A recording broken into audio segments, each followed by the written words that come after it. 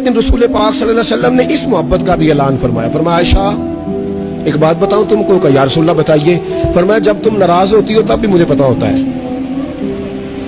और जब राजी होती हो तब भी मुझे पता होता है। हुजूर फरमाने लगे कभी कभी कसम उठाती हो कि मुझे रब्बे मोहम्मद की कसम, लेकिन जब होती हो ना नाराज, कोई बात तुम्हारे दिल में होती है तो फिर तुम कहती हो मुझे रब्बे इब्राहिम की कसम।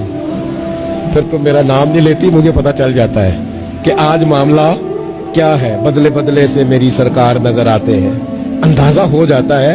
हजरत आयशा बात सुन के बड़ी राजी हुई कि महबूब इतना ख्याल रखते। यहां तक हुजूर को ख्याल होता है, पता चल जाता है कि कहां से बोल रही है।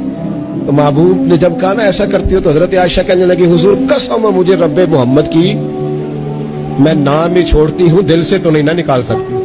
हुजूर नाम सिर्फ छोड़ती हूँ, सिर्फ नाम। वो नाम मैं हजरत इब्राहिम का ले लेती हूँ, वो भी तो आप